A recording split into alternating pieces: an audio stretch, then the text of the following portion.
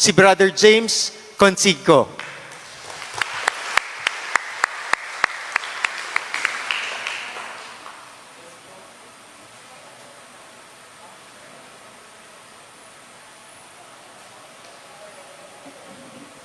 Hello.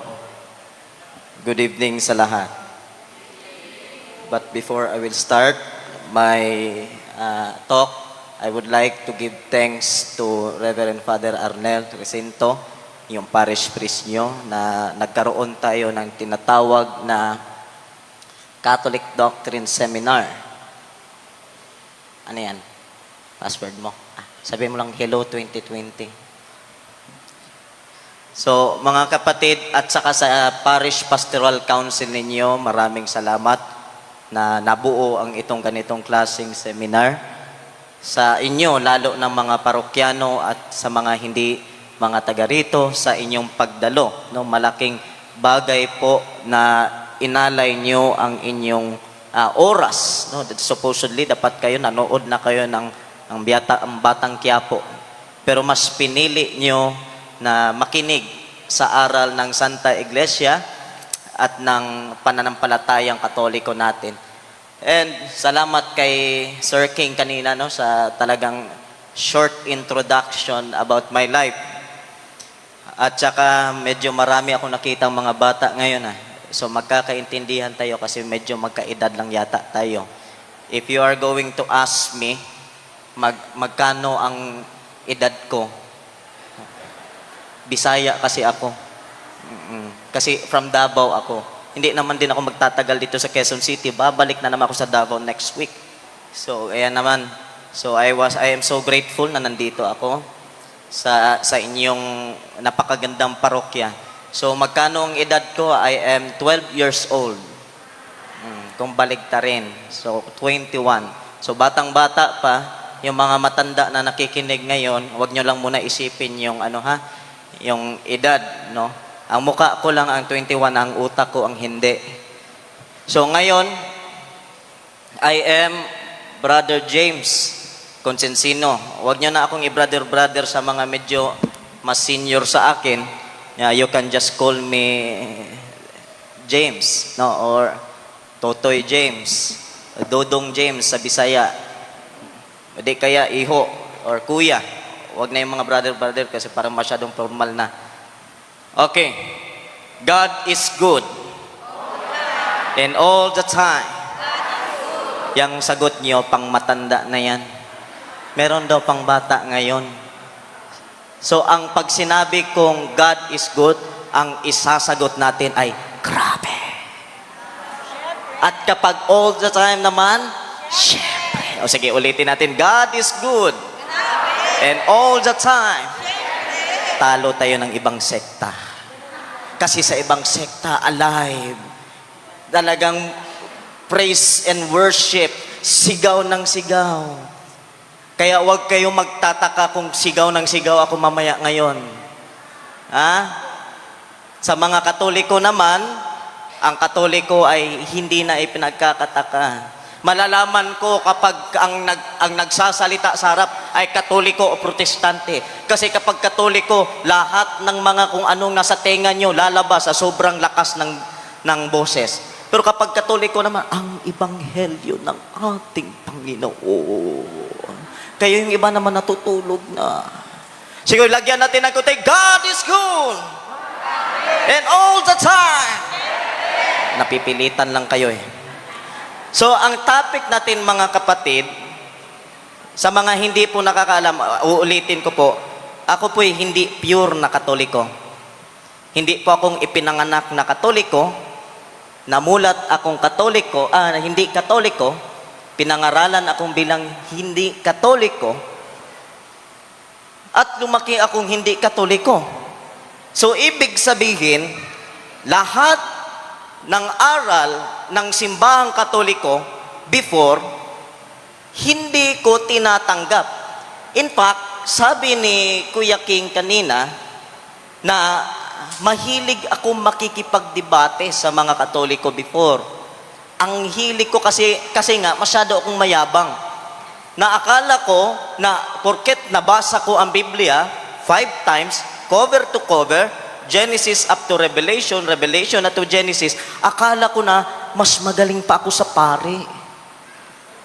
Lalo na kapag may mababasa ako sa Biblia na para bang against sa turo ng simbahang Katoliko. Lalo na ngayon sa ating topic. Ano yung topic natin ngayon? Sacred images. Ang tawag ko niyan, mga kapatid, ribulto. Pero dahil nag-aaral tayo ng doktrina, gumagawa-gawa ako ng termino. Instead na sacred images, ribultology. So ngayon, mga kapatid, dahil ako po'y dating protestante, simula sa pagkabata hanggang sa kami naging teenager, because I was 14 years old when I got converted to the Catholic Church. Ang aral talaga namin ay contradictory sa aral ng simbahan na Katoliko. Simula nang ako'y bata pa, ang laging itinuturo sa amin, sa aming mga protestante, ay huwag kang gagawa ng kahit anumang imahe dito sa lupa, sa ilalim ng tubig, sa langit, o kung kahit anong anyo. So, in sense that we are always pointing our finger to the Catholic Church na itong mga Katoliko ay hindi sumusunod sa Biblia. Dahil ang Biblia ay may utos, huwag kang gagawa ng kahit anong ribulto, samantalang ang mga Katoliko, ang daming ribultong makikita. So kaya masyado akong agresibo before, when I was still a Protestant, na pumupunta sa plaza, pumupunta sa park, pumupunta sa eskwelahan, sa mga classmates, sa mga schoolmate ko, convincing yung mga Katolikong, lalo na yung mga youth na Katoliko, ay yun ang pinakapaborito kong tirahin. Yun ang paborito kong rekrutin. And in fact, sa aking panahon, when I was still a Protestant, I converted for about 68 youths na mga Katoliko patungo sa amin sa born again. Yun nga lang, ang mga nare-recruit kong mga youth sa Katoliko, walang alam sa pananampalataya. And I am so happy ngayon na meron akong nakikitang mga bata ngayon in order na sa inyo ay matututo kayo sa ating pananampalataya. Again, hihingi lang ako ng paumanhin kung baka magka-wrong grammar yung Tagalog ko, ha? Kasi yun nga sinasabi ko, pinanganak ako sa Davao, so Bisaya talaga ako, baka mahirapan ako sa kalisod. Sige, sacred images, sige bro. Okay, dito. What is an image? Kasi sacred images, larawan, imahen. Pero napatanong ba ninyo, ano ba nga talaga ang imahen? What is an image? Kasi there was a pastor before, kakabago pa lang ako na-convert, inaral ko yung pananampalataya ng ating pagiging Katoliko. Meron akong nakasalumuhang pastor. Sabi ko, Pastor, ano ba ang imahe? Or in other words, ano ba tong ribulto? Ang sagot sa akin ng pastor, ang ribulto, Brad James, Diyos yan. Sabi ko, ganun ba? Ang imahen pala o ribulto sa kanila, para sa kanila, Diyos kaagad. Ngayon, titignan natin muna ang definition kung ano ang imahen. Because remember, in Genesis chapter 3, verse 15, we are created in the image of God. Imago Dei, an image of God. Pwede nga pakibasa, kapatid na Ginib, ang ating kapatid na galing sa lokal ng Santo Rosario.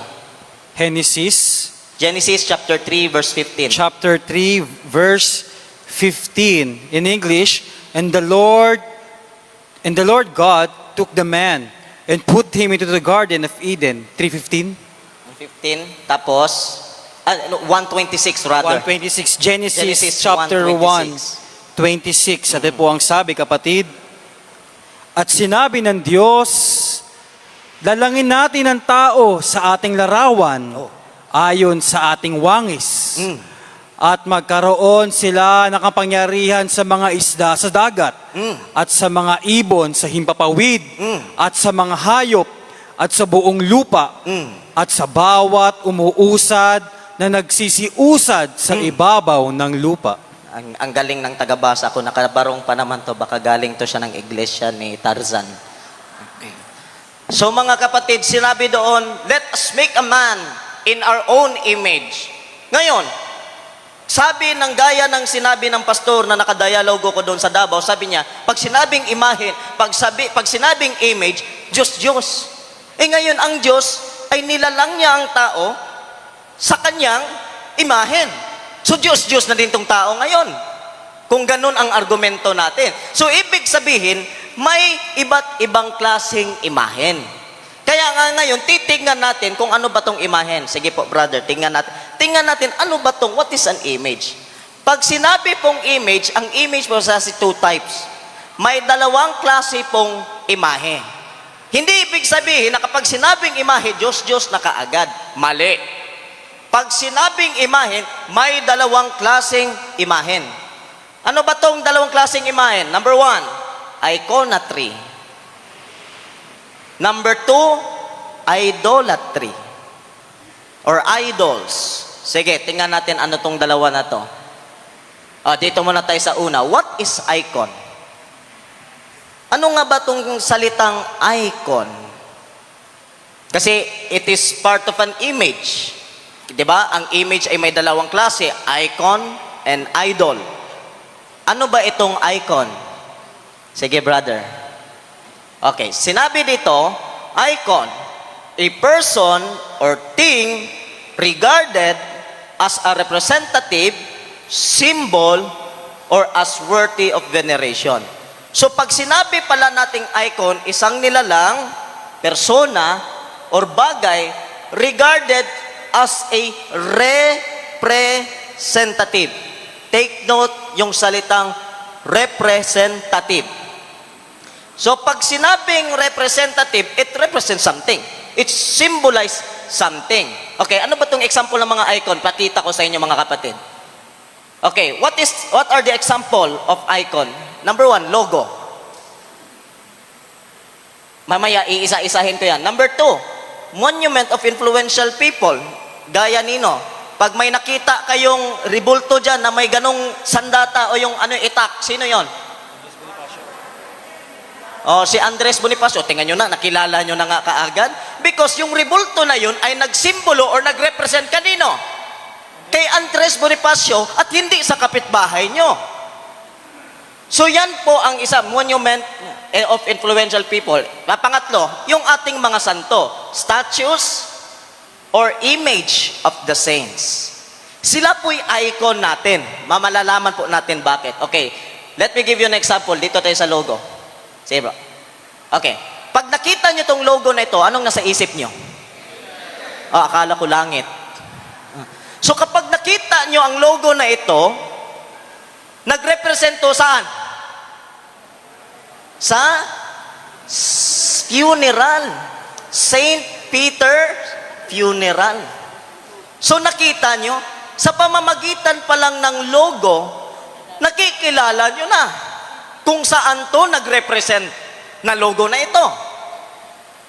So that is an icon. Icon of a Saint Peter's funeral. At ito po'y isa sa mga imahe dahil ito ay nag-iimahe, ito ay nagpapakita na ito ang logo ng aming kumpanya. Tagahatid ng patay or suki ng patay. Sige, another example. Ito, sino yan? Gaano kayo kasigurado si Rizal yan?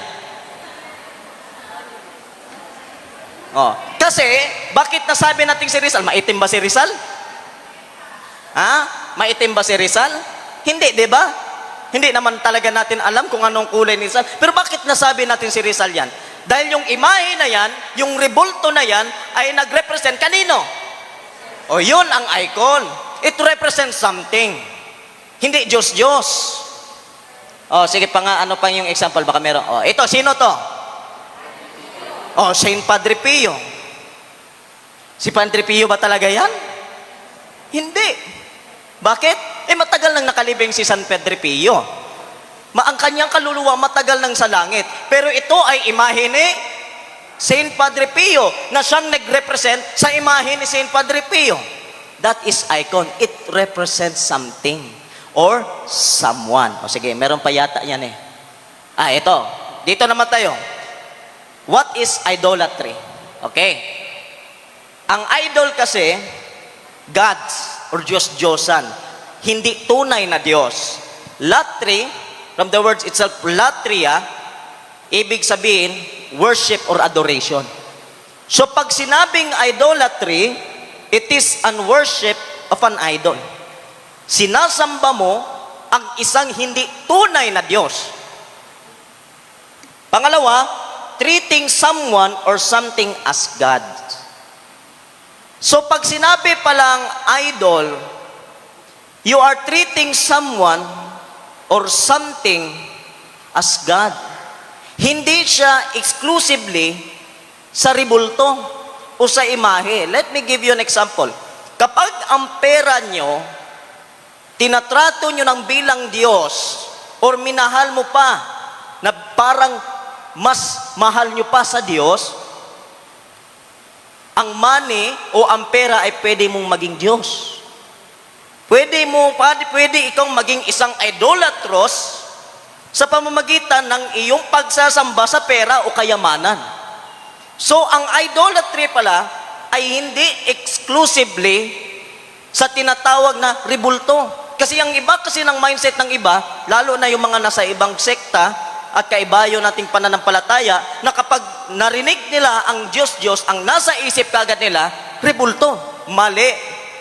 Pag sinabing Diyos-Diyos, ang lahat na tinatrato mo na parang Diyos ay nagiging isang Diyos-Diyos. That is an idol. Kapag ang isang artista, merong isang concert ng artista dito sa Manila, tapos, tingnan nyo na, nawala na ako sa Tagalog, at napunta siya doon sa tinatawag na araw ng linggo, which is ang pagsamba mo sa Diyos. Mamili ka sa dalawa, pupunta ako sa concert sa iniidolo kong artista, o dito ako sasamba sa Diyos. Kapag pinili mo yung tinatawag na makamundo o yung tinatawag ng artista ng concert at hindi ka nasasamba sa Diyos, yun na ang nagiging Diyos mo. That is idolatry. Hindi exclusively sa tinatawag na ribulto. Ang mindset kasi ng iba, ribulto, Diyos-Diyos ka agad. Mali. If you are treating someone or something as God, yun na ang nagiging Diyos mo. Yun na ang Diyos-Diyos. Kapag ang ginto ay inisip mo ng Diyos, yun ay nagiging Diyos. Kapag ang ribulto, na gaya ng ginawa ng mga Israelita before, yung mga ribulto na yun, ay inisip na yun ang kanilang Diyos, yun ang Diyos-Diyos. Diyan pa magiging Diyos-Diyos ang isang ribulto. Kaya may tinanong naman ako isang pastor, sabi ko, Pastor, kailan ba maging Diyos-Diyos ang isang ribulto? Sadyang gagawin or sadyang tatratuhin mong Diyos? Sabi niya, sadyang gagawin ang ribulto. Doon na nagiging Diyos-Diyos ang isang ribulto.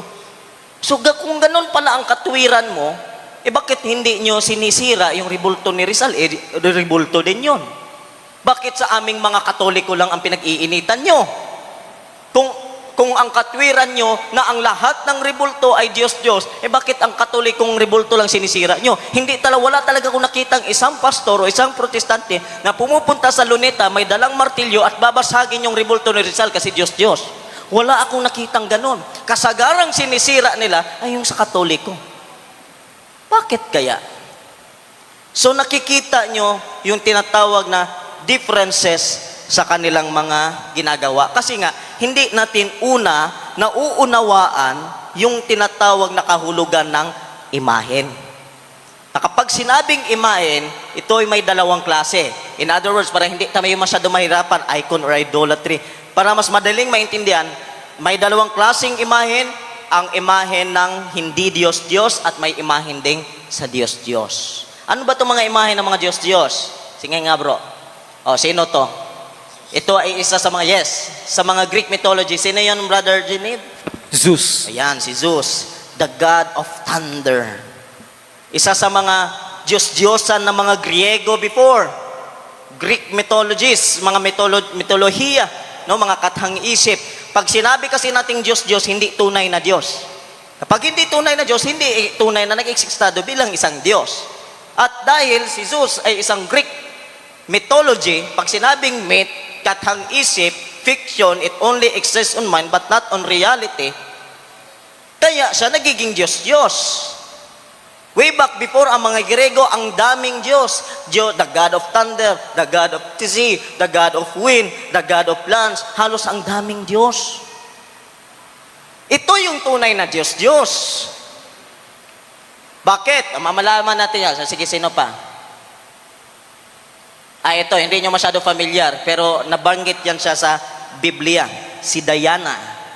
Si Diana ay isa sa mga goddess doon sa Ephesus. Si Diana. Sige nga, mabasa yan sa Biblia.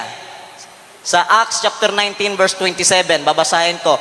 Mga kakapatid na Ginip, pwede po bang pakibasa yung Acts chapter 19 verse 27 o Gawa, Kabanata 19, talatang 27. Gawa 19:27. Sa Tagalog po, kapatid.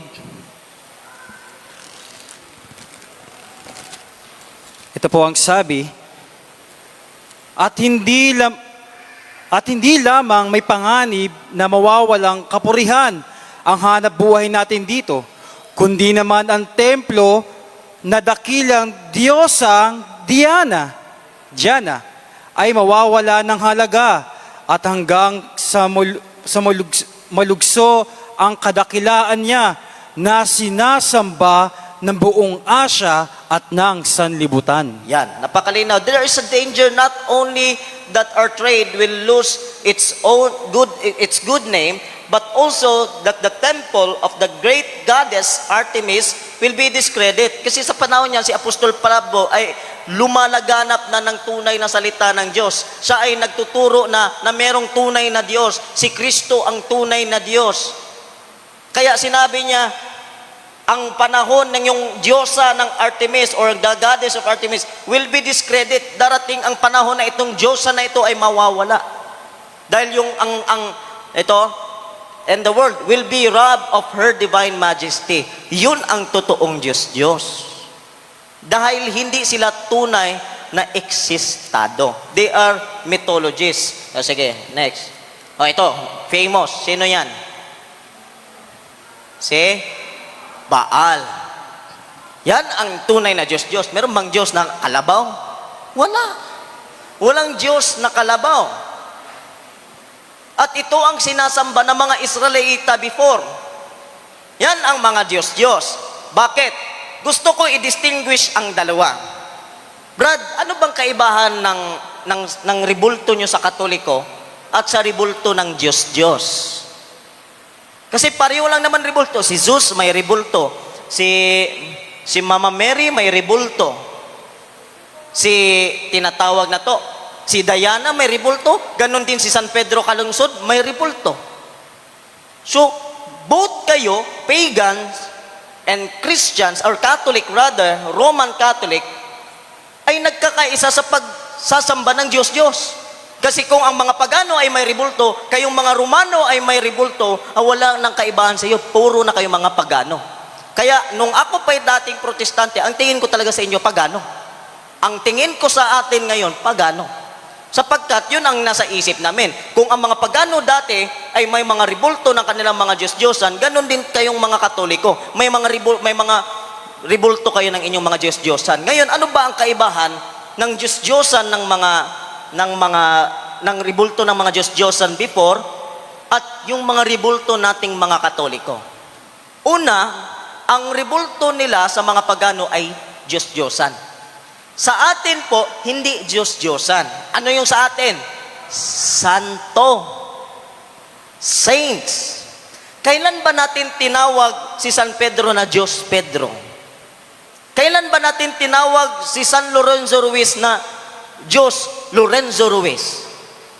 Kailan ba natin tinawag si San Padre Pio na Diyos Pio?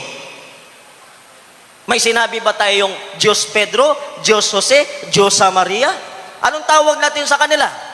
San Pedro, San Jose, Santa Maria, San Pedro, San Padre Pio. Ibig sabihin, ang ribulto ng mga Katoliko ay hindi ribulto ng mga Diyos-Diyos, kundi ribulto ng mga santo. Yan ang kaibahan ng ribulto nating mga Katoliko sa mga ribulto ng mga pagano. Before, amen? O iikot ang koleksyon, 10%. So dyan ninyo makikita mga kapatid, ang difference between sa ribulto ng mga pagano at sa ribulto nating mga Katoliko. Ang ribulto nila ay ribulto ng mga Diyos-Diyos, samantalang sa atin naman ay ribulto ng mga santo. So nakita nyo na ang differences niyan mga kapatid. Ha? Kaya wag na tapo tayo loko. Kundi aralin natin ang ating pananampalataya. Pwede nga papakabasa, Brother Geneve, ang Hebrews chapter 13, verse 7. Bakit nga tayong mga Katoliko, hindi ko nasali dyan sa PowerPoint, bakit nga tayong mga Katoliko ay may ribulto ng mga santo? Pakibasa, Hebrews chapter 13, verse 7. Ganun sa amin sa born again. Hebreo 13:7. Alalahanin ninyo na nagkaroon ng pagpupuno sa inyo na siyang nangagsalita sa inyo ng salita ng Diyos at sa pagdidili-dilis ng wakas ng kanyang pamumuhay ay iyong tularan ang kanilang pananampalataya. Remember them which have the rule over you, Yes. who have spoken unto you the word of God, whose faith follow, considering the end of their conversation. Yes. Napakalinaw ng Hebrews chapter 13, verse 7. Anong sinabi mga kapatid? Tingnan nyo ha. Verse 7. Alalahanin ninyo ang mga namumuno sa inyo. Ano daw ang gawin natin? Alalahanin yung mga namumuno sa atin. Na nagpahayag sa inyo ng salita ng Diyos. Sino ba itong mga namumuno? Yung nagpahayag sa atin ng salita ng Diyos. Isipin ninyo, isipin ninyo, iisipin natin kung paano sila namuhay. Isipin daw natin kung paano sila namuhay. At tularan ninyo ang kanilang pananampalataya. Bakit tayo ay gumagawa ng imahe ng mga santo? Sapagkat yun ang sinabi sa Biblia. Alalahanin ninyo ang mga namumuno sa inyo. Paano ba natin maalala ang isang bagay o ang isang nilalang o ang isang tao? Di ba sa pamamagitan ng litrato? Na kapag kinakailangan natin, ano nga ang itsura ni Brother James? Pakitingin nga sa picture, ay oo, ito nga yun. Yung batang napakaingay sa simbahan, malakas ang boses, masyadong maliit, pero kaibahan sa boses niya. So sa pamamagitan ng imahin o ng larawan, naaalala natin ang isang bagay, ang isang nilalang, isang tao. Kaya sinabi dito sa Hebrews chapter 7 verse 13, alalahanin natin sila, yung mga namumuno sa atin. At alalahanin natin yung kanilang pahayag sa salita ng Diyos. At isipin natin sila kung paano sila namuhay. At ating tularan ang kanilang pananampalataya. Kaya kapag titingin tayo kay Saint Padre Pio, maalala natin ang buhay ni San Padre Pio. Maalala natin ang kabanalan ni San Padre Pio. Na maalala natin ang kanyang pag-aalay ng buhay sa Diyos para sa ating inang simbahan na sang Santa Iglesia Katolika. Yan ang dahilan kung bakit tayo may imahe. Sapagkat habang tumitingin tayo sa imahe ng mga santo, naaalala natin ang kanilang malaking pananampalataya upang tayong mga Katoliko ay tutularan natin ang kanilang pamumuhay. Amen! Wow. Pang born again style yon. Dito tayo sa pangkatoliko. Mga kapatid. So yan ang dahilan mga kapatid kung bakit tayo ay may mga santo. Bakit meron tayong mga imahen. Let me give you an example. Ito, imahe ng ating Panginoong Yesus. Hindi ito si Lord Jesus ha. Ito ay imahe ng ating Panginoong Yesus. Kasi merong nagsasabi, Brad, Ano ba yan? Diyos nyo o hindi? Hindi namin yan Diyos kasi bato naman yan. Pero yan ay imahe ng aming Diyos. Okay? Kapag tumitingin tayo sa ribulto ng cross o sa crucifix, anong nasa isip natin? Maraming nagsasabi pagsasakripisyo ng ating Panginoong Hesus. Maraming nagsasabi na ito ay pagpapadaloy ng kapatawaran sa ating mga kasalanan. At ito ang pinakamahalaga, kapag tumitingin tayo sa imahe ng cross, nakikita natin ang malaking pag-ibig ng Diyos.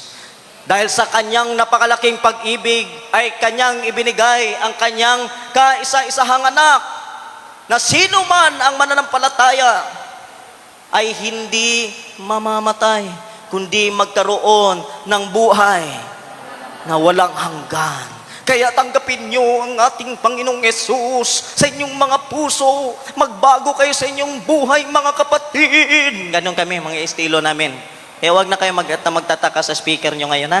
So, di ba, nakikita pa lang natin sa imahe ng ating Panginoong Yesus na nakikita natin ang kanyang napakalaking pag-ibig. Yan ang kahalagahan ng isang imahen. Sige, i-refute natin ang bawat objection ng ating mga kapatid na sa kaibayo ng pananampalataya. Yes, brother? Okay. Do Catholics ignore the commandment of God?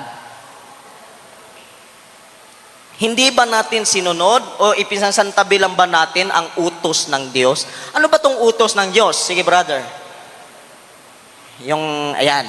Sabi ng Diyos, sa paborito kong bersikulo nung hindi pa ako Katoliko. Ito yung pinakapaborito kong bersikulo. Kapital ko to kapag may nakita akong Katoliko. Kasi meron akong one-on-one evangelization. Like, kapag kayo nakikita ko sa park, lalapitan ko kayo. Brother, sister, pwede po bang mag-share ng Word of God? 5 minutes lang. Tapos sabihin naman ng Katoliko, opo, sige po. Anong religion niyo po? Pag sinabi na niyang Katoliko, ay, Katoliko ka pala. Brother, pwede po bang pakibasa itong versikulo ito? Ipapabasa ko to.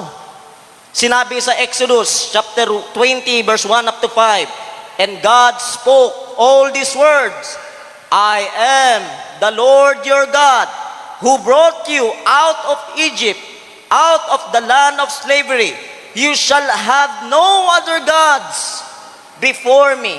You shall not make yourself, mali yung yan. You shall not make yourself an image in form of anything in heaven, above or on earth, beneath, or in the waters below.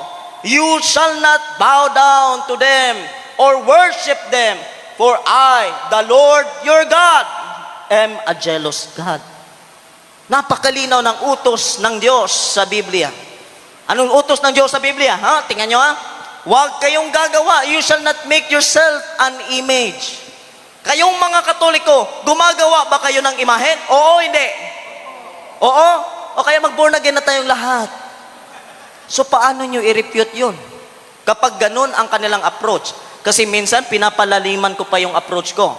Brad, maniniwala ka ba na ito'y salita ng Diyos? Oo, hindi. Okay, sige. Salita to ng Diyos? Oo, hindi. Oo.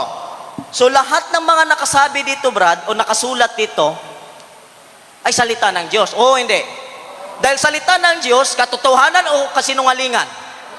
Ngayon, sinabi dito sa Biblia, huwag kang gagawa ng ribulto. Sinunod nyo, hindi.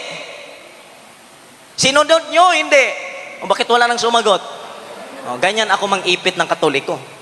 Kaya maraming mga Katoliko na hindi malalim sa pananampalataya, napupunta ko na sa ibang sekta. Kasi kung sasabihin, sinabi ng Diyos, huwag kang gagawa ng ribulto. Kayong mga Katoliko, gumawa kayo. Oo, hindi. Oo? Ay ba hindi nyo sinunod ang salita ng Diyos? Nahirapan na kayo, no? Kaya ang ibang Katoliko, imbes na sasagot sa akin, ang sasabihin na lang, oo nga, no? Oo nga, no? Kung ano na nang sasabihin ng isang tao, sumusunod na lang. Kaya yung mga Katoliko ay parang parot. Alam niyo yung parot? Nagsasabi ng good morning kahit gabi na. Bakit? Kasi kung ano ang sasabihin ng isang tao o ng kanilang mga tagapagturo, yun na din ang sasabihin nila sa mga ibang sa kanilang kapananampalataya. Dahil kung sasabihin ko sa taong ito, Brad, sabihin mo yung mga kapwa mo Katoliko, ganito, ganyan. Tayo ay sumasamba ng Diyos. Kahit hindi naman niya naiintindihan, sinasabi din niya doon. Sunod-sunuran. Kaya po, maging maingat tayo sa ganyang klase na kanilang estilo. Kasi po, pinagdaanan ko na yan, dahil ako po din nang-re-recruit ng mga Katoliko before. Okay, paano ba natin ito masagot? So, sabi doon sa ating sa unang do Catholics ignore the commandment of God? Hindi ba in-ignore ba natin? Binasantabi ba natin ang utos ng Diyos na huwag kang gagawa ng rebulto? Balik mo natin sa 25 bro kasi i-comprehend natin to. Sabi dito, doon sa Exodus 25. Ayan. Sabi dito mga kapatid, yung first commandment, you shall have no other gods before me. Huwag kang magkaroon ng ibang Diyos. Ano yung utos ng Diyos? Huwag kang magkaroon ng ibang Diyos. Bakit? Kung babasahin nyo sa huli, for I, the Lord your God, am a jealous God. Gusto ng Diyos na wala kang ibang Diyos, kundi siya lamang. Dahil seloso yung ating Diyos. Ganon din ang mga asawa niyo. Ang mga asawa niyo sinasabi, Brad, darling, huwag kang magkaroon ng ibang minamahal. Ako lang. Dahil selosa ako. Seloso ako. Yung iba naman sa mga kabataan or teenagers, my love, huwag kang magkaroon ng ibang boyfriend, ibang girlfriend. Ako lang ang mahalin. Diba? Pero kapag yung isang tao na yon ay may minahal or siguro nagiging kabit o may nagugustuhang iba, anong mararamdaman mo? Masakit. Ganon din sa Diyos. Kaya sinabi ng Diyos, huwag kang magkaroon ng ibang Diyos maliban sa akin. Sapagkat ako lamang ang tunay na Diyos. At ano ang kasunod? You shall not make yourself an image. Huwag kang gagawa ng imahen. Anong klaseng imahen? Diba? Dinistinguish natin ang dalawang klaseng image. Nung sinabi ng Diyos, huwag kang gagawa ng imahen. Anong klaseng imahen? Ang hindi ipinahintulot ng Diyos. Anong klaseng imahen? You shall have no other gods. Pag sinabing gods, ano yon? Idol or hindi? Idol. So ang hindi ipinahintulot ng Diyos ay yung imahe ng Diyos. Tapos, akala nyo nasagot na. Magiging protestante mo na ako yon. Sisirain ko yung argumento nyo. Anong sinabi dito? You shall not make yourself an image in form of anything. Uy, in anything pala. Kahit ano, wag kang gagawa ng imahe. In anything. In heaven, kahit nga sa langit, o above or on earth, below or beneath, nandito sa lupa, o di kaya sa ilalim ng tubig, huwag kayong gagawa ng kahit ano. O sinabing kahit ano. Ibig sabihin, parang general ang dating. So ngayon, philosophically, kung sasabihin nila na bawal ang lahat ng imahen, lahat ng larawan, bawal. Lahat talaga, in anything Pakitingin nga ng itsura ng katabi nyo. Sige, pakitingin. Tingnan nyo yung katabi nyo at sabihin nyo, imahe ba yan? Sige, tingnan nyo. Imahe ba yan? Kasi kung imahe yan, lahat ng imahe bawal. Sabihin nyo sa katabi nyo, tanggalin nyo na ang muka nyo. So kung ang lahat ng imahe, philosophically, kung sasabihin nilang bawal, remember, ang mukha natin ay imahe. Kaya nga, binasa ko kanina sa Genesis 1:26, that we are created in the image of God.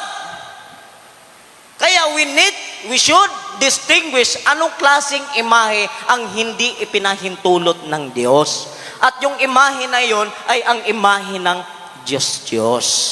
Dahil may exemption sa sinasabi niya. Kaya nga may dalawang klaseng imahe, idol and icon. Ano ba yung pinahintulot ng Diyos at ano yung hindi ipinahintulot ng Diyos? Sasabihin na naman ng ating mga kapatid sa kaibayang pananampalataya, sabihin nila, Brother James, kayong mga Katoliko, ang dami niyong Diyos. Ang dami niyong dinadasalan. Halos ubos ang litania. Akalain mo, may nakaharap akong isang pastor, bagong CFD pa ako noon. Wala pa akong alam sa pananampalataya natin sa Katoliko. Merong litania doon na yung Stella Maris. Ano yung Stella Maris? Star of the Sea. Yung pastor naman, pilosopo, nagtatanong sa akin, Brad James, ano ba yung Star of the Sea? Between sa dagat, ano yun? Starfish? So pati ang starfish, naging Diyos nyo na. Ang dami nyong Diyos. Ang dami nyong pray for us. Paano ba naging tunay kayong relihiyon? Paano ba kayong naging tunay na iglesia? Ang dami nyong Diyos. Talaga ba ang Katoliko maraming Diyos? Sige, tingnan natin ngayon kung marami ba ang Diyos ng Katoliko. Catechism of the Catholic Church, number 266. Pakibasa, kapatid na Geneve. Sa Catechism Catechism of the Catholic Church, number 266. Sumobra ako. Number 266, sorry po. Ito po ang sabi. Now this is the Catholic faith. We worship one God in the Trinity, and in the Trinity in unity, without either confusing the person or dividing the substance. For the person of the Father is one, the Son is another, the Holy Spirit's another, but the Godhead of the Father, Son, and Holy Spirit is one. Yes. Their glory equal, their majesty co-eternal. Okay. So yun ang sinabi sa Catechism of the Catholic Church. Now, this is the Catholic faith. Ngayon, ito ang pananampalataya ng ating pagiging Katoliko. We worship one God in three divine persons. The Father, the Son, and the Holy Spirit. Anong sinabi ng CCC? We worship, we believe, and worship in one God. Walang sinabi dyan, we believe and worship in many God. Napakalinaw ng sinabi ng ating CCC, which is the official teachings of the church. Pag sinabi nating CCC, official na turo ng simbahan. Ngayon, sasabihin naman nila, Brad, official lang turo ng simbahan, pero ang CCC hindi naman Biblia.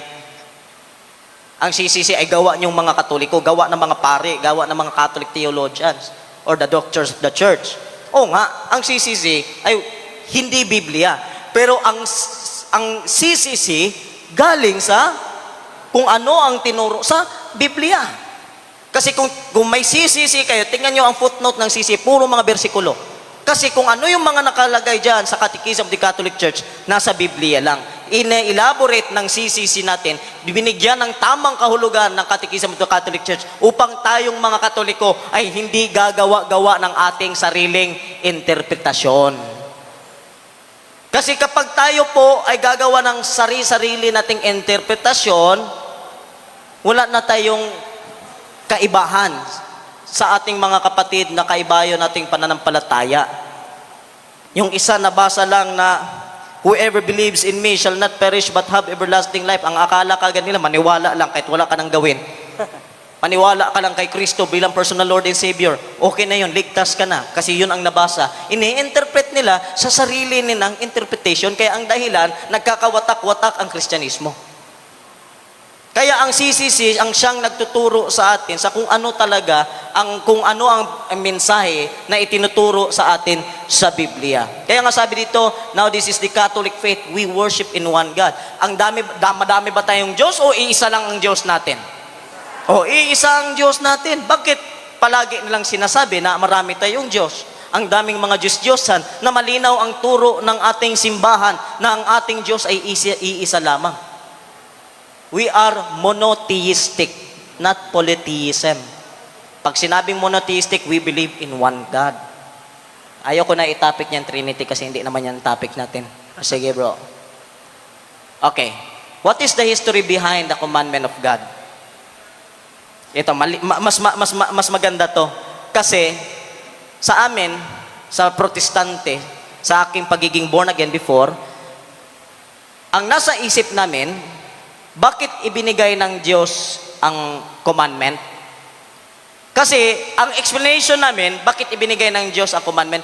Kasi yung mga Israelita before, born again explanation to ay sumasamba ng Diyos-Diyosan. At dahil yung practices ng mga pagano ay naipasa-pasa generation to generation, paganism, umabot sa Roma. Ang Roma ngayon ay nagkaroon ng tinatawag na mga Diyos-Diyosan.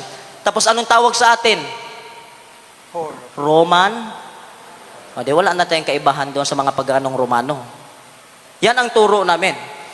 So dahil may paganong Romano, ang paganong Romano ay sumasamba ng maraming Diyos, kaya ang Diyos ay nag-utos kay Moises na huwag kang gagawa ng imahen. Kasi darating ang araw na may tatayo na relihiyon at yun ang Roman Catholic Church. So para sa amin, ang commandment na yan is for the future, para daw sa inyo. Kung bakit daw binigay. Kasi ang simbahang Katoliko kuno ay pagano, sapagkat ito'y tinawag na Roman Catholic. At ang Roma before ay very paganism, ang daming Diyos, kaya kayong mga Katoliko, marami din kayong Diyos. So ngayon, ano ba ang kasaysayan behind kung bakit ibinigay ng Diyos yung tinatawag na commandment na yon? Na huwag kang magkaroon ng ibang Diyos maliban sa akin. Number 1, sinabi dito, the Israel was slaves before in Egypt for 400 years. Naging slave sila. Ano nga yung slave sa Tagalog? Alipin. Ulipon na sa Mos Bisaya. Alipin. Naging alipin for 400 years. Yan ang unang rason. I-explain ko yan ngayon maya-maya. Pangalawa, Egypt was a pagan nation. Pagano. Pag sinabing pagano, maraming Diyos o walang Diyos. Basta kung ano-ano na lang. Ang daming Diyos. Number 3, they were enculturated by the cultures and belief of the Egyptians.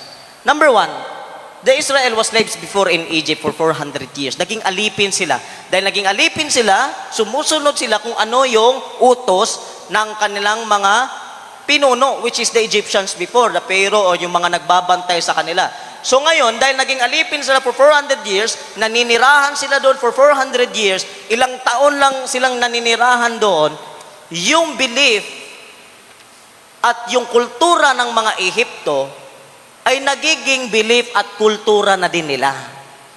Gaya ng ako, taga Davao ako, pure Bisaya.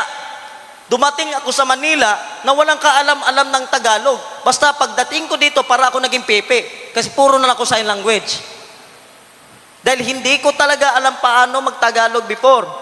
Tapos nag-imbita pa sa akin ng isang parokya na mag-talk. Sabi ko, anong gagawin ko doon? Mag-speaking in tongues ako?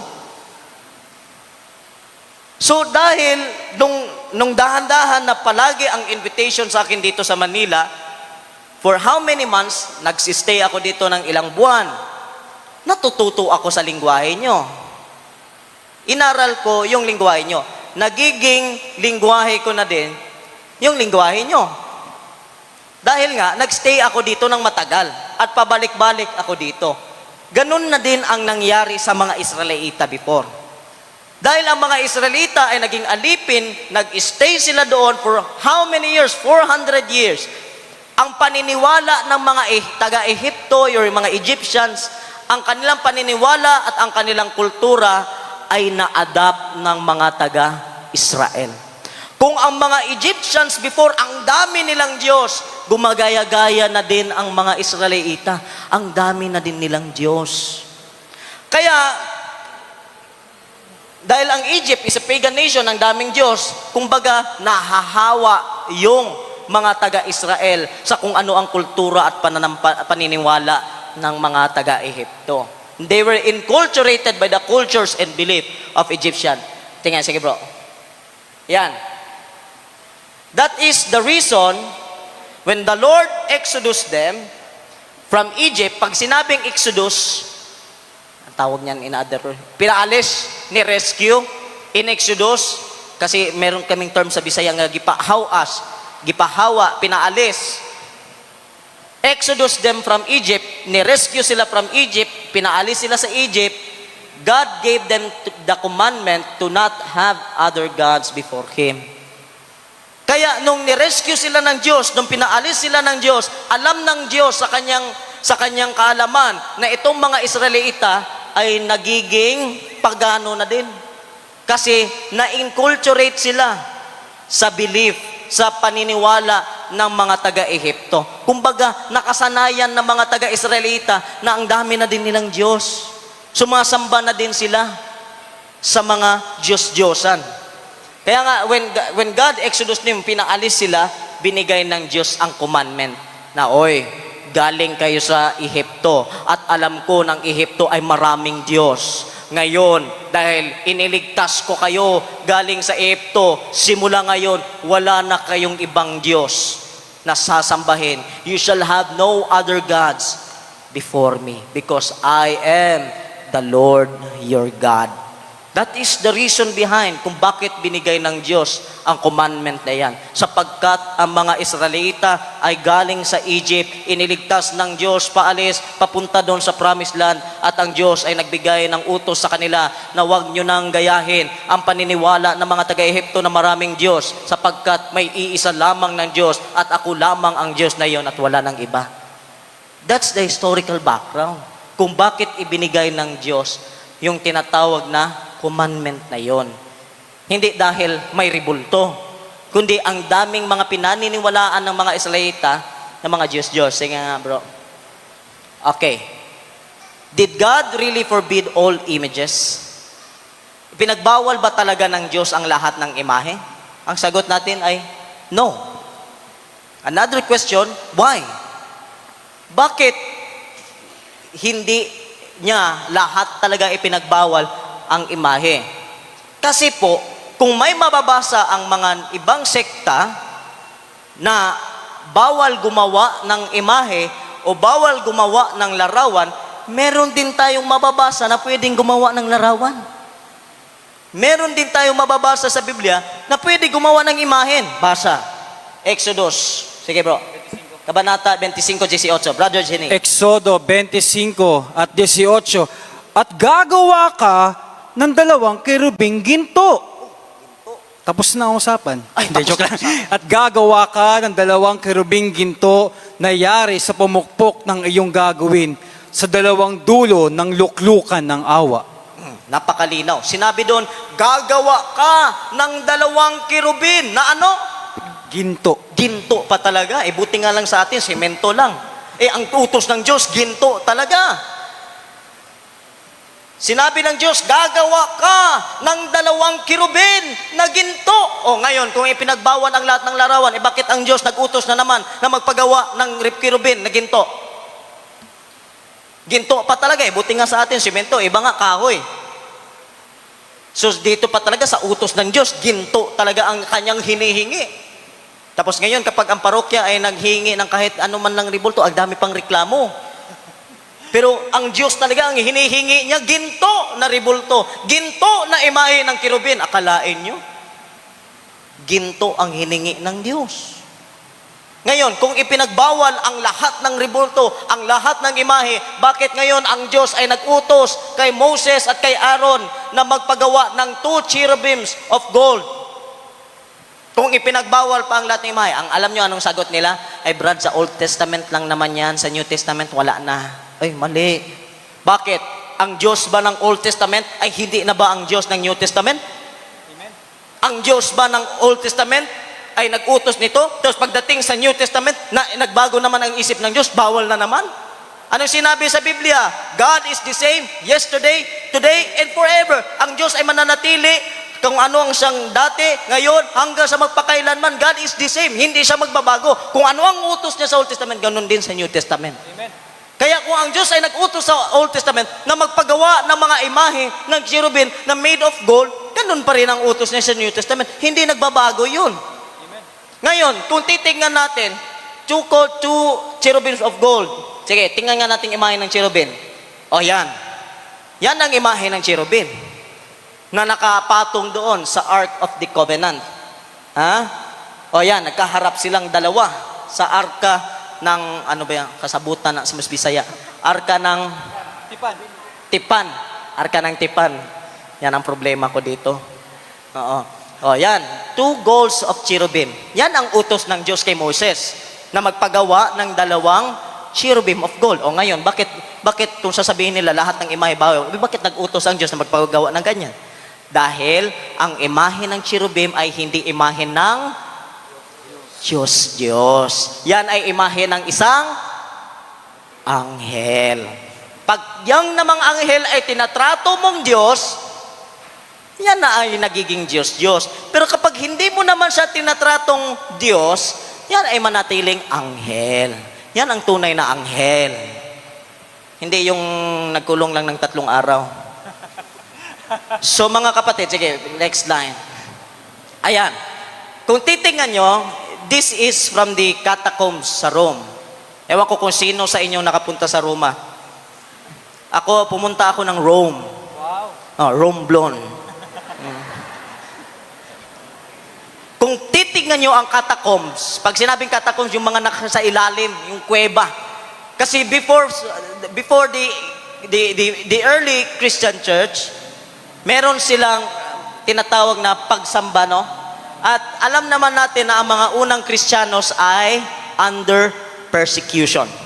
Kaya ang mga Kristiyanos before, hindi katulad sa atin ngayon, na nagtatayo ng mga magagarang mga simbahan, mapagandang simbahan. Sa kanila dati patago. At doon sila sa ilalim. At tiningnan ng mga archaeologists before, yung mga catacombs, at ito yung catacombs doon sa Roma. Kung mapapansin nyo, may imahe dito ng ating Panginoong Hesus. First Christian to ha. Wala pa si Martin Luther nito, wala pang born again, wala pang Iglesia ni Cristo, wala pa. Ito yung mga unang Kristiyano. Kung ang unang Kristiyano nga ay may mga imahe sa kanilang mga pagsamba o sa kanilang lugar na pagsamba, bakit tayong mga Katoliko hindi natin gagayahin na tayo naman ay linya sa mga unang apostoles, unang mga Kristiyanos? Sila, bakit wala silang mga imahe? Kasi nga, hindi sila line sa early first Christians.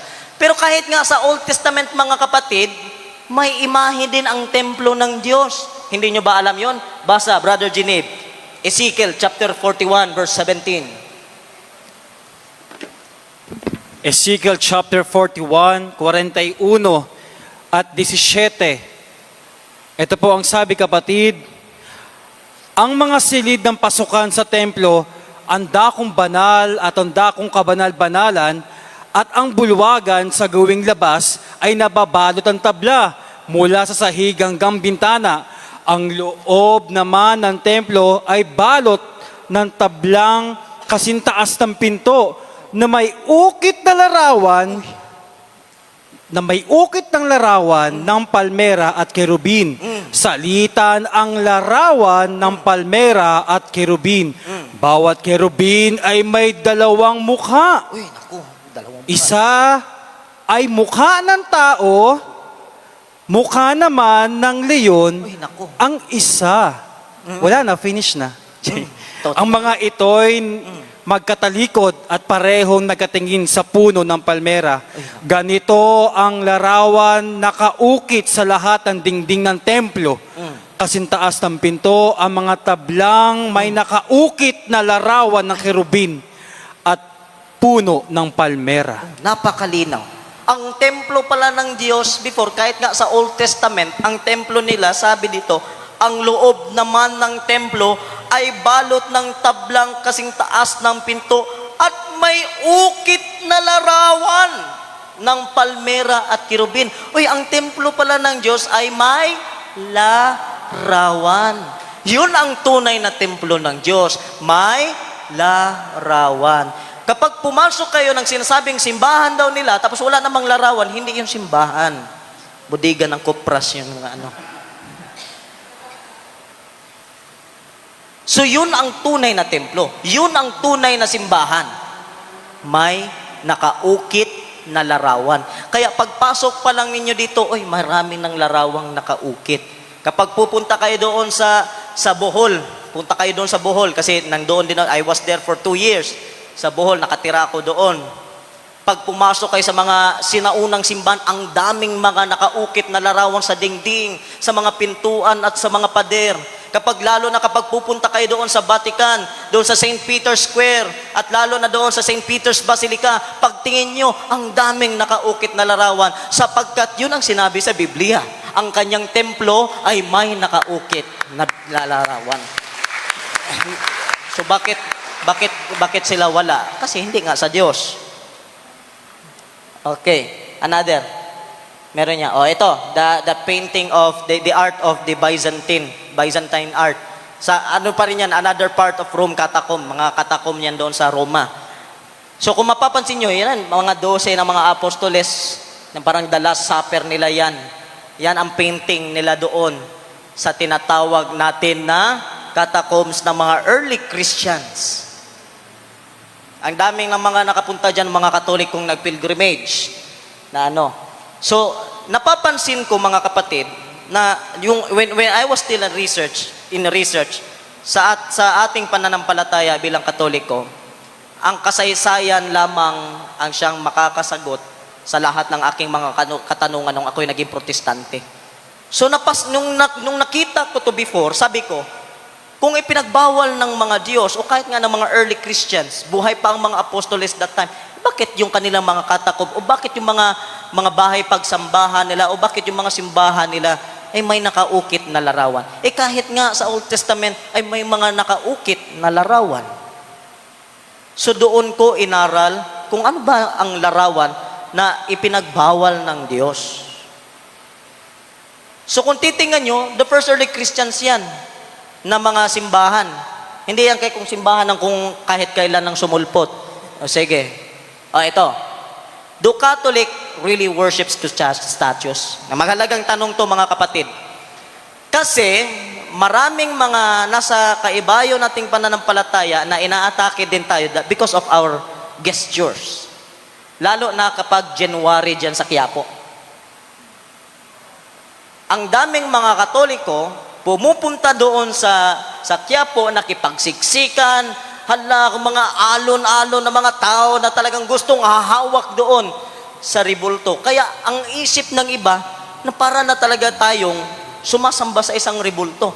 Na kinakailangan mahawakan talaga natin yun o ano ba. O di kaya hindi lang sa mga Nazareno, kahit lang sa ordinaryo na pagtitipon, lang iba naman ay pumupunta dito sa simbahan, humahawak sa mga rebulto ng mga santo, humahawak sa Our Lady of Mount Carmel, humahawak sa Sacred Heart of Jesus. At sinasabi na ini-offer nila ang pagdarasal. So ang thinking ng iba, even sa akin before, ang thinking ko sa inyo, talagang sumasamba kayo sa mga rebulto. Because of that kind of gesture. Ayun, sasagutin natin kung tama ba yan o mali. Okay? Kasi even yung Santo Papa natin, nakikita natin, humahawak din sa rebulto. Kaya nga minsan, makikipagpilosopo pa ako sa debate, Brad James, bakit ba kayo mga Katoliko tinatrapu-trapuhan nyo yung rebulto? Simple lang ang sagot niya na hindi na kayo mag-aaway. Natural, Brad, kasi alikabok. Wala nang debate. Tapos ang debate. Bakit nyo tinatrapuhan? Natural, kasi alikabok. O ngayon, sasabihin naman, Brad, bakit yung rebulto pinoprosesyon nyo? Turo ba yan sa Biblia na iprosesyon yung rebulto? Bakit kayong mga Katoliko pinoprosesyon yung rebulto? Natural, ang rebulto hindi makalakad. Kasi kung makalakad pa yung rebulto, inaakbayan ko pa yan. Napakasimpleng sagot na wala. Hindi na kayo magdidebate, tapos ang usapan. So bakit pinoprosesyon? Kasi wala na kayo na magsusuntukan ng mga kaibayan. Alam nyo, marami ng mga galit sa akin na mga nasa iba sita. Pero hindi naman natin layunin na saktan sila. Sinasagot lang natin yung kanilang mga accusations sa ating mga Katoliko. Kaya nga we are called Catholic Faith Defenders. Because we are here to defend, not to offend. Sinasagot lang natin kung ano yung kanilang mga paratang sa atin. Kasi mahirap naman, atake sila ng atake, tayo mga Katoliko nananahimik lang. Hindi natin layunin na saktan sila, hindi natin layunin na atakihin sila. Layunin lang natin na maipagtanggol natin ang ating pananampalataya. Yan ang tunay na dahilan dyan. Okay. Tayo bang mga Katoliko, sinasamba ba talaga natin ang rebulto? Kasi kapag nagdarasal tayo, nakaharap tayo sa rebulto. Gaya ng sinabi sa Exodus 20 verse 1 up to 5, you shall not bow down. Huwag kayong luluhod sa harapan nila. Pero nabigla ako kasi meron akong kapwa born again before. Sabi niya, huwag kayong luluhod sa kahit anong anyo, sa kahit anong mga anyo, ha? Sabi niya, huwag kayong luluhod. Yun ang preaching niya doon sa sermon niya. Pero nung nagpropose siya sa girlfriend niya, nakaluhod. Ano yun? Will you marry me? O sabi ko, Brad, bawal magluhod sa kahit anong anyo. Nakita niyo very illogical nila na estilo. So kung sasabihin nila na kayong mga Katoliko, kapag nagdarasal kayo, lumuluhod kayo sa ribulto, yung ganyang statement, mali na yan. Sasabihin nila, lumuluhod kayo sa ribulto, mali. Kasi kapag niluluhuran natin ang ribulto, nababasag yan. Ang niluluhuran natin, yung luhuran. Kaya kung sasabihin nilang lumuluhod kayo sa ribulto, mali. Kasi kapag niluluhuran ang ribulto, nababasag. Lumuluhod siguro sa harap ng ribulto. Yun ang tama. Kaya maraming mga nasa ibang sekta magsasabi, Bro James, bakit kayong mga Katoliko lumuluhod sa ribulto? Sabi ko, maling tanong. Paano ko maibigay ang tamang sagot sa mali mo ng tanong? Tamang tanong, tamang sagot. Maling tanong, maling sagot. So, kailangan maging tama ang tanong mo. Sabi niya, ni-revise niya, nakaluhod sa harap ng ribulto. Ayun ang tama.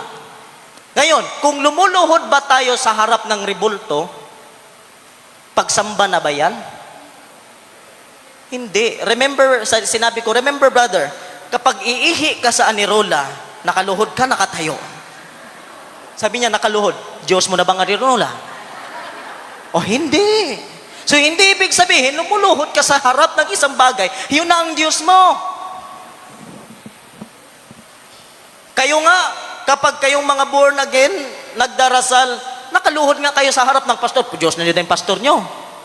Sabi niya, hindi naman ang pastor ang pinagdarasal namin. Yun din sa aming mga Katoliko. Kung kaming mga Katoliko ay nagdarasal sa harap ng ribulto, hindi kami sa ribulto nagdarasal. Bakit? Basa, Catechism of the Catholic Church, number 2132.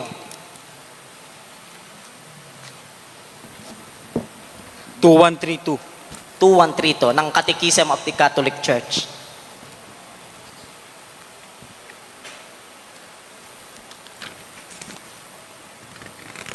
Ito po ang sabi. Catechism paragraph 2132, 2132.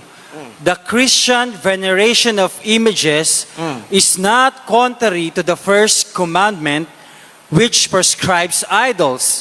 Indeed, the honor rendered to an image passes to its prototype.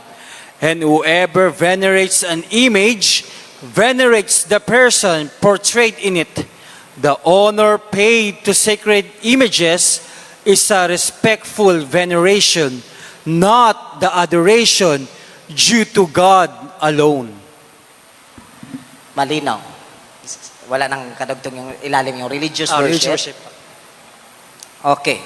Mga kapatid, sinabi dito sa Catechism of the Catholic Church, the Christian veneration, mali yan if na naman, minsan bilis-bilis ng type mo, of images or image is not contrary to the first commandment which prescribes idols.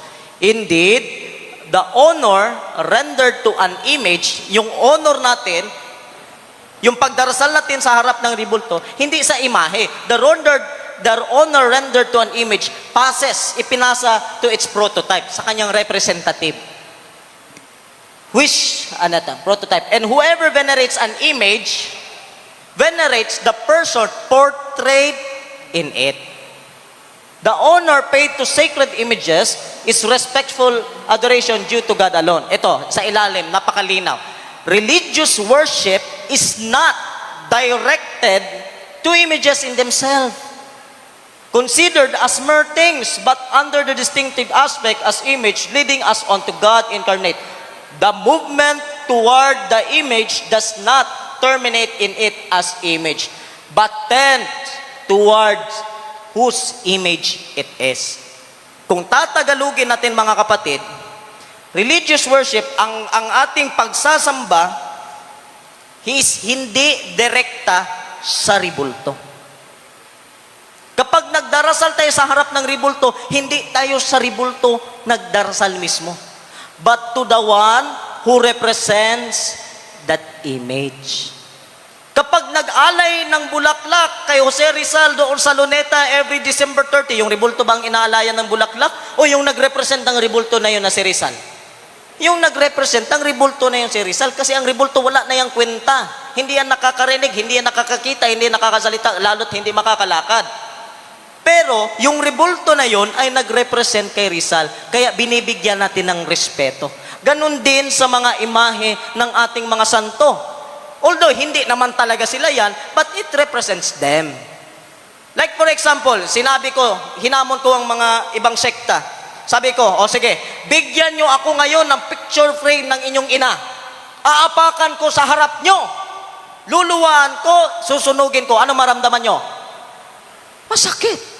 Kasi nga, although hindi mo yung nanay, pero yung imahe na yun ay nag-represent sa iyong nanay. Ganon din ang mararamdaman naming mga Katoliko na kapag ang mga rebulto naming mga santo binabasag nyo, nararamdaman namin ang sakit na kahit hindi yan si San Padre Pio, kahit hindi yan si San Lorenzo Ruiz, kahit hindi yan si San Pedro Calungsod, ay nagre-represent pa rin yan kay San Pedro Calungsod, kay San Padre Pio, kay San Lorenzo Ruiz.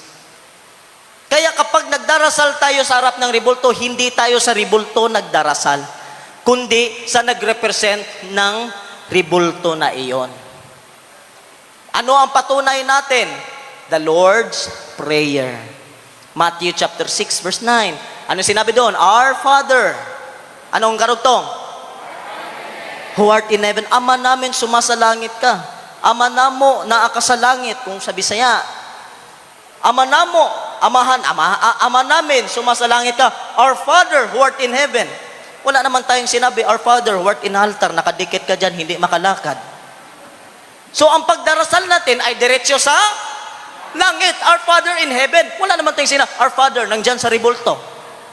So, ang ating pagdarasal ay diretsyo sa Diyos na nasa langit at hindi sa rebulto. Yan ang napakalinaw sa pagdarasal ng simbahang Katoliko. So, do Catholics really worship the image or the statues? The answer is no. Sapagkat yung ating pagsamba, yung ating pagdarasal ay hindi direkta sa mga imahe, kundi direkta sa Diyos na nasa langit. Amen. Amen. Okay, sige, next. Ayan. Kasi kanina, rebulto, dito naman tayo sa pagsamba. The last explanation. There are 3 types of worship in Catholic theology. Okay? So pag sinabing pagsamba or worship, sa ating mga Katoliko, may 3 klase po yan.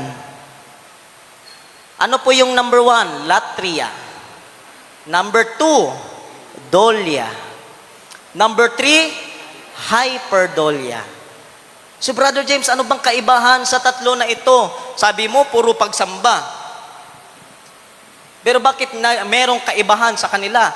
Ang isa Latria, ang isa Dolia, ang isa Hyperdolia. Ano ba tong Latria, kapatid? Okay. Latria, it is an worship due to God alone. Ang ating pagsamba na para sa Diyos lamang. Lalo na sa banal na misa. Wala tayong ibang sinasamba dyan, kundi ang ating Panginoong Jesucristo lamang. Pag pumasok tayo sa Blessed Sacrament, nandyan ang Eucharist, nandyan ang tunay na katawan, nandyan ang tunay na katawan at tunay na dugo ng ating Panginoong Yesus. Wala tayong ibang sinasamba, kundi ang Diyos lamang. Worship, adoration, due to God alone. Number 2, Dolia. Pag sinabing Dolia, mga kapatid, it is a veneration. Nakita nyo na ang dalawang term. Adoration kanina, dito naman, veneration. Kasi nga, sinabi ko, ang adoration is due to God alone. Ang veneration, ang ano ba itong veneration? It is a veneration to the saints, na ibig sabihin, paying respect and honor to the holy people of God. Pag sinabi pa ng veneration, ay ito'y pagbibigay pugay, pagbibigay respeto. Tayo nga, kapag merong mga veterans sa World War II, mga veterans ng World War II, we give respect to them. We venerate them. We honor them dahil sa kanilang malaking sakripisyo para sa ating bansa. na handa silang makipaglaban at ialay ang kanilang buhay para sa kapayapaan at kalayaan ng ating bansa. That's veneration, respect and giving honor.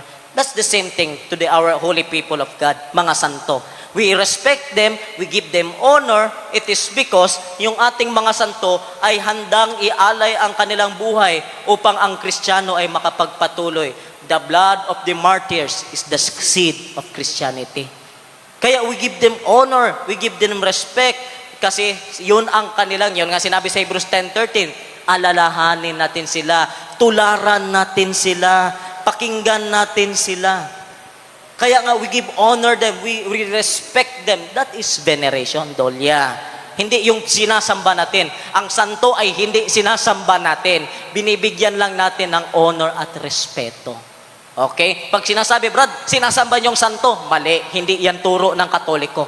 Hindi yan turo ng aming simbahan. Kaya nga sabi ko, dati may kadebate ako, sabi ko, Pastor, nung ikaw'y Katoliko pa, kasi sabi niya, yung dating Katoliko ako, dati daw siyang Katoliko, tapos naging born again, tapos naging pastor.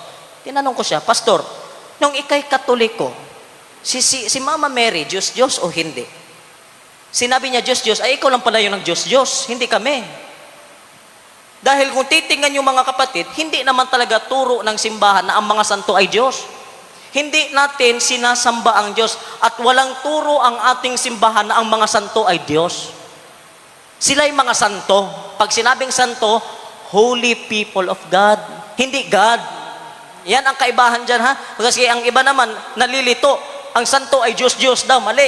Ang santo ay holy people of God. That is saints. Okay? They are not God. Okay. Hyperdulia. Ay, bakit naging thank you to? Ayan. Bro, mukhang gusto mo na akong pauwiin, ha? Sabihin mo lang ako diretsaan. Huwag yung ginagano. Joke lang. Gusto niya, sabi niya, umalis ka na, James, nakakasawa na yung mukha mo dyan. Eh. Hyperdulia. Ano ba tong hyperdulia? It is a veneration pa rin, or highest respect or honor due to the Blessed Virgin Mary alone. Brother James, ano bang kaibahan ni Mama Mary sa mga santo? Alam nyo, nung ako pa'y hindi Katoliko, si Mama Mary talaga ang nakaayaw ko sa buong buhay ko. Hindi ko alam bakit ganun na lang ang galit ko kay Mama Mary. Hindi naman niya ako ginagalaw. Hindi naman nagpapanaginip sa akin si Mama Mary. Pero ewan ko na lang kung bakit ganun ang galit ko kay Mama Mary nung ako'y hindi Katoliko. Kapag nakikita ko ang mga Katoliko ay nagmamahal kay Mama Mary, ay naku, para akong umiinit yung ulo ko. Kasi hindi na ako nagtaka. Kasi kung babasahin natin yung sa Genesis, chapter 3, verse 15, sinabi doon, mga kapatid, na yung babae ay magiging kaaway ng serpento, ng ahas. At yung ahas naman ay magiging kaaway ng babae. At ang binhi ng babae at ang binhi ng serpento o ng ahas ay magiging magkaaway. Ano daw? Yung babae at ang ahas. Sino ngayon ang simbahan na talagang nagbibigay pugay sa babae? The Roman Catholic Church. Sino naman yung umaatake sa ating mahal na ina? Hindi na natin banggitin. So ano tayo? Team Maria o Team Dragon? Team Maria. Yung umaaway kay Mama Mary, yung galit kay Mama Mary, anong team yon? Kayo may sabi nun, ha? Baka ako pagalitan eh. So tayo ay mga Team Maria. Ewan ko lang kung bakit akong galit na galit kay Mama Mary. But when I discover her beauty, her humility, napapahanga ako sa Santa Iglesia Katolika. Bakit? Remember, bakit naiba ang veneration at pagbibigay respeto kay Mama Mary? Kung babalikan natin ang the first joyful mystery, the Annunciation of Saint Angel Gabriel to the Blessed Virgin Mary. Sinabi doon, Hail Mary, full of grace. Ave Maria, gratia plena, Dominus tecum. The Lord is with you. Ngayon, sino ba to si Saint Angel Gabriel? He is the Archangel, which is, anong trabaho niya? Messenger of God. Napakagaling mo kuya. Kanina ka pa sagot ng sagot sa akin. Anong pangalan? Ilang taon ka na? Magkaedad lang pala tayo. Sooner, ikaw naman ang tatayo dito. Ha? So mga kapatid, sinabi doon, Hail Mary, full of grace, the Lord is with you. Sinong may sabi yun? Kung babasahin natin ng atin-atin lang, si Saint Angel Gabriel ang may sabi yun. Remember that Saint Angel or Archangel Gabriel is a messenger of God. So kung ano ang sinasabi ni Archangel Gabriel, hindi yun sa kanya. Galing yun sa Diyos. Kung sasabihin kita, Brad, sabihan mo ngayon si Talpulano, maglinis siya. Tapos sinabihan ni Talpulano to, Brad, Talpulano 1, maglinis ka daw. Sino bang may sabi? Ako o yung siya? Ako. Pinadala ko lang sa kanya ang mensahe. Upang yung si Talpulano 1, pupunta kay Talpulano to. Nasasabihin yung ganong mensahe. Si Saint Archangel Gabriel ay hindi tinatawag na siyang nagbigay ng mensahe.